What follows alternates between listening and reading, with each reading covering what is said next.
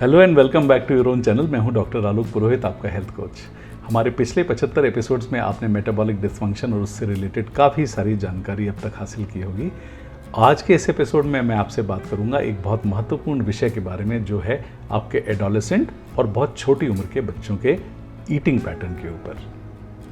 ये बहुत आम बात है कि घरों में छोटे बच्चों के लिए चॉकलेट, टॉफ़ीज़, केक्स, पेस्ट्रीज़ और अब in the modern context cold drinks या पिज़्ज़ा जैसे फास्ट फूड्स उनको चुटकी बजाते उपलब्ध होते हैं। और यदि आप एक जॉइंट फैमिली में रहते हैं तो उनके ग्रैंड्स उनको बहुत आसानी से उनकी फरमाइश पर ये सब उपलब्ध कराना बहुत लाड़ का विषय समझते हैं। Similarly as a loving parent, आप भी ये चाहते हैं कि अगर वो किसी भी चीज़ की फरमाइश करे तो उसको कभी भी मना ना किया जाए।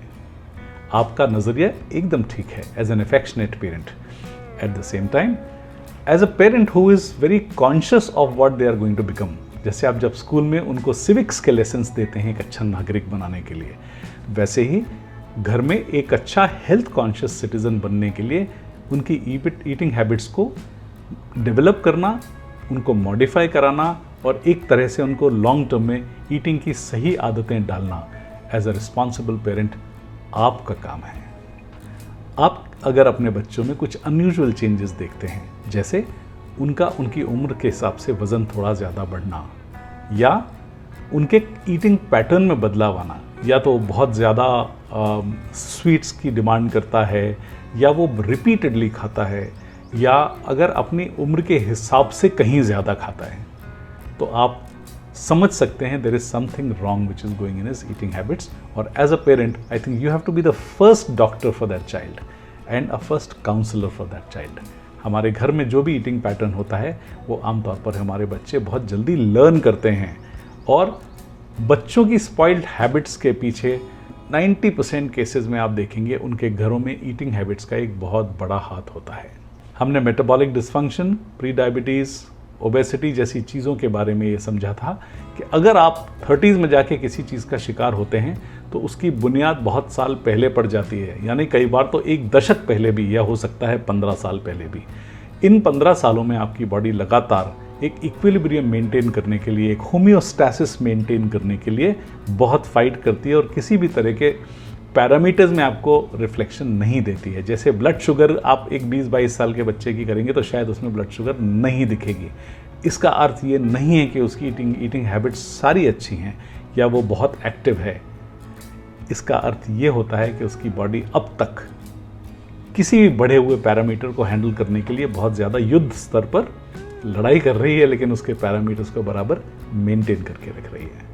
जब भी आप अपने बच्चों को स्वीट्स, रिफाइंड कार्बोहाइड्रेट्स जैसे केक्स, पेस्ट्रीज, पिज़्ज़ाज वगैरह वगैरह बहुत ज़्यादा मात्रा में प्रोवाइड करते हैं, फ्रीक्वेंटली प्रोवाइड करते हैं और एट विल प्रोवाइड करते हैं, और जब आप ये ऑब्ज़र्व करेंगे कि वो यूजुअली काफ़ी अपनी यूजुअल हंगर से ज़्यादा खाना पसंद करते हैं, उसके अलावा बहुत फ्रीक्वेंटली वो खाने की नीड उनकी ऊपर आती है, यानी वो बार बार कुछ ना कुछ खाने के लिए मांगते हैं, उनको हर 2-3 घंटे में बार बार भूख लगती है, और इस वजह से वो अपनी नीड से कहीं ज़्यादा खाते हैं। तीसरा एक इम्पॉर्टेंट जो ऑब्जर्वेशन देखने में आता है पेरेंट्स में, वो ये आता है कि अपनी उम्र की ज़रूरत के हिसाब से वो बहुत ज़्यादा मात्रा में खाते हैं। मैंने यूजुअली 10 से 12 साल के बच्चों को 9-10 रोटियाँ या 6-6, 7-7 पराठे वगैरह खाते हुए भी सुना है। अगर आप उनकी ग्रोथ की नीड्स को देखें तो ये एक बहुत बड़ा डिस्काउंटिंग फैक्टर है कि वो बढ़ रहा है, इस वजह से उसकी कैलोरी की नीड्स ज़्यादा है। लेकिन अगर आप उस नेट क्वांटिटी ऑफ फूड की कैलोरीज को काउंट करें तो उसकी डेली कैलोरी नीड्स से भी कहीं ज़्यादा ऊपर वो खा रहा होता है, जिसकी वजह से उसके वज़न में बदलाव आते हैं। आप उनके विसरल रीजन में, कई बार छोटे बच्चों में भी उनका पेट निकला हुआ होता है वगैरह वगैरह। ऐसे चेंजेस जब उनमें आप देखने में आपकी नज़र में आने लगें तो समझ लीजिए there is something very wrong which is happening.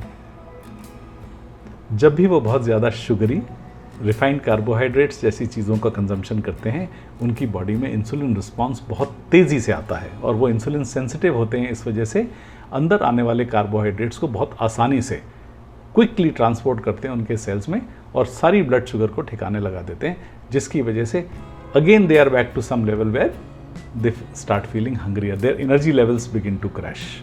और उस क्रैश लेवल को वापस से रीबूट करने के लिए they ask for more food. वो चाहते हैं कि आप उनको और भी ज़्यादा खाना दें और जल्दी जल्दी दें, क्योंकि एम्प्टी कैलोरीज की वजह से हर 2-2 घंटे में उनको वापस से भूख लगना एक बहुत ही आम सिम्टम है।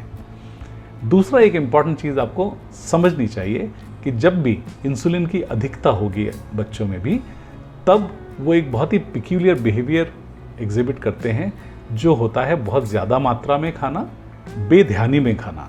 यानी उसको ये एहसास नहीं होता है कि मेरा पेट भर गया है, जिसकी वजह से वो अपनी ज़रूरत से कहीं ज़्यादा खाना खाता है। ये बिहेवियर इसलिए देखा जाता है because higher level of insulin, जो कि सबसे पहले शुगरी सब्सटेंसेस की वजह से ऊपर जाते हैं, उसके अलावा जो हर 2-2 घंटे में आप खाते हैं, तो इंसुलिन लेवल्स कभी बॉडी में नीचे आ ही नहीं पाते हैं। और हायर लेवल्स बने रहने की वजह से खाना खाने के बाद हमारे जो सेटाइटी सिग्नल्स हैं, हमारे शरीर में आमतौर पर 2 हार्मोन्स काम करते हैं जो काउंटर बैलेंसिंग हार्मोन्स हैं। ग्रेलिन जो हमको हंगर सिग्नल देता है, और लेप्टिन जो हमारे ब्रेन को सेटाइटी सिग्नल देता है। यानी हमारा ब्रेन ये पढ़ता है लेप्टिन से कि अब आपका पेट भर गया और आप खाना बंद कर सकते हैं। लेकिन इंसुलिन हाई होने की वजह से लेप्टिन का सिग्नल आपका ब्रेन नहीं पढ़ सकता, और बच्चों में जब बहुत एक्सेसिव कंजम्पशन ऑफ शुगर होता है, तो इंसुलिन के बहुत हाई रिस्पांस होने की वजह से, फ्रीक्वेंट ईटिंग होने की वजह से और इंसुलिन लेवल्स हाई होने की वजह से उनके लेप्टिन सिग्नल काम करना बंद कर देते हैं। और बच्चों में बहुत ज़्यादा ओबेसिटी होने का एक बहुत बड़ा कारण है ये लेप्टिन सिग्नलिंग का। और इस चीज़ को आपको हमेशा बहुत कॉन्शियसली ऑब्जर्व करना चाहिए कि आपके बच्चे किस तरह से खाना खाते हैं, उसके खाने का की मात्रा, कितनी बार वो खाता है, क्या खाता है, और आप कितनी बार उसकी डिमांड पर वो जो मांगता है आप उसको देते हैं। अगर बेहद इनडिसिप्लिन तरीके से अगर वो लगातार लंबे समय तक खाएगा, तो आप देखेंगे उसकी परमानेंटली वो हैबिट में आता है। बिकॉज शुगर एक एडिक्शन है, वो डोपामीन की एक ऐसी डोज है जिसकी वजह से वो बार बार उसकी चाह रखता है। अगर एक तरह से आप कह सकते हैं कि वो बचपन से एक नशा है, शक्कर को खाना भी एक नशा है, और अगर लंबे समय तक उसको शक्कर नहीं मिले तो वो काफ़ी बेचैन हो जाता है। और इस एडिक्शन से आपको कोशिश करके उसको बचा कर रखना है। यानी आपके घर में जो ईटिंग हैबिट्स होती हैं, उसका सीधा प्रभाव आपके बच्चों पर पड़ता ही पड़ता है। 90% केसेस में जिन बच्चों में बहुत ज़्यादा ओबेसिटी होती है, या किसी भी तरह से अगर वो कुछ एबनॉर्मल इश्यूज़ अगर उनमें आते हैं, तो आप पाएंगे कि उनके घरों में स्पेशली ईटिंग हैबिट्स थोड़ी डिस्टर्ब्ड होती हैं। सभी लोग या तो रेकलेसली, केयरलेसली खाने पर ध्यान नहीं देते हैं, या बिना कुछ सोचे समझे उसकी डिमांड पर जो वो खाना चाहते हैं बच्चे, उनको प्रोवाइड कर दिया जाता है। और इस इग्नोरेंस की वजह से आप बच्चों की सेहत के साथ काफ़ी खिलवाड़ भी कर सकते हैं। इन संकेतों के ऊपर बहुत निगाह रखिए, क्योंकि लॉन्ग टर्म में, आज नहीं आज से 10 साल के बाद, कुछ ना कुछ इश्यूज उसके साथ आगे ना आए, इसके लिए जिम्मेदारी एज अ रिस्पॉन्सिबल पेरेंट आपकी है। घर में एक अच्छा ईटिंग कल्चर और बच्चों में अच्छी ईटिंग हैबिट डेवलप करने के लिए आपको कुछ 2-3 इंपॉर्टेंट चीज़ों का ध्यान रखना चाहिए। सबसे पहले, एट विल आप बच्चों को कभी भी किसी भी समय अगर वो मांगते हैं, तो आप उसके लिए कोई ना कोई मैकेनिज्म ढूंढिए ताकि आप उनको परस्यू कर सकें, और धीरे धीरे आप उनको उस एडिक्शन या उस जिद से दूर लेकर जा सकें। दूसरा, ऐसे फूड आइटम्स का इस्तेमाल कीजिए जो कि खाने में स्वीट तो लगते हैं, लेकिन वो आपके लिए सेहतमंद है। फॉर एग्जाम्पल, अगर वो फ्रूट्स खाना पसंद करता है या किसी भी किस्म का फ्रूट पसंद करता है, तो वो हमेशा उसके लिए एक बेहतर खाना है, बजाय इसके कि वो एक चॉकलेट बार का कंजम्पशन करे। पैक्ड फूड्स का आपके घर में आना आपके बच्चों के लिए बहुत नुकसानदायक हो सकता है। बहुत हाई लेवल्स ऑफ सोडियम, बहुत high levels of sugar, even जो प्रिजर्वेटिव्स और इस तरह के जो आइटम्स आमतौर पर फूड आइटम्स में आते हैं, वो इवन बच्चों के लिए भी बेहद नुकसान करते हैं। उनसे आपको एज मच एज पॉसिबल दूर रहना चाहिए। वेजिटेबल्स खाने की आदत डालना है, यानी उनको हाई फाइबर फूड का कंजम्पशन कराना, ताकि वो ज़्यादा समय तक फुल फील करें और साथ ही साथ उनको बहुत सारा न्यूट्रिशन मिले। किसी भी तरह के टॉनिक्स और सिरप्स पिलाने की आवश्यकता आपको कभी नहीं पड़ेगी यदि आप खाने के न्यूट्रिशन पर ध्यान देंगे। वो सारे आइटम्स जो कि होल फूड्स की कैटेगरी में आते हैं, जैसे पीस, बीन्स, लेंटिल्स, लेग्यूम्स, इन सब आइटम्स का कंजम्पशन उसको बहुत रेगुलरली कराने की कोशिश कीजिए। जितना हो सके coarse grain as produced by nature, अगर उस तरह के आइटम्स वो कंज्यूम करना शुरू करेंगे तो they will feel much Fuller, they will have much better nutrition, their energy levels will last much longer, they will not ask for repeated servings of food.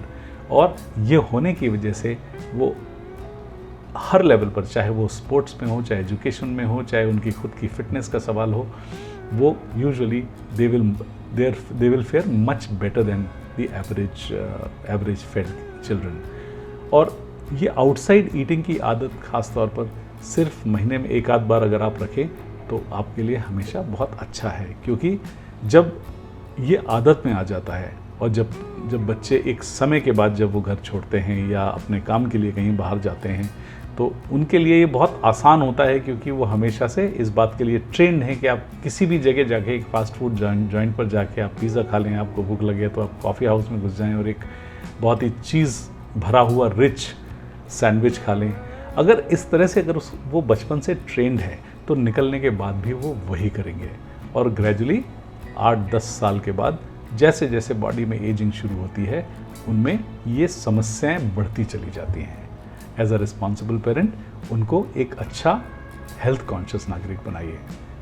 आज का वीडियो बनाने का निर्णय मैंने एक 16 साल के बच्चे से 4-5 दिन मिलने के बाद लिया, जिसको 295 फास्टिंग ब्लड शुगर डिटेक्ट हुई है and he is only 16 years of age, और उसका वज़न तकरीबन 85 किलोज़ है, जो कि उसके आइडियल वेट से करीबन 15 किलो ज़्यादा है। मेरे लिए एक बहुत ही शॉकिंग एक्सपीरियंस था कि at the age of 16 if this is happening, ये किसी भी बच्चे के साथ हो सकता है। तो मुझे लगा इस बारे में आज मुझे आपसे कनेक्ट ज़रूर करना चाहिए। अगर आपको ये सब्जेक्ट अच्छा लगा तो इस वीडियो को लाइक कीजिए, हमारे चैनल को सब्सक्राइब कीजिए और अपने फ्रेंड्स में भी इसे सर्कुलेट कीजिए। हो सकता है उन्हें भी इससे कुछ इन्फॉर्मेशन मिले या कुछ मोटिवेशन मिले अपने बच्चों के बारे में। Thank you very much for your precious time.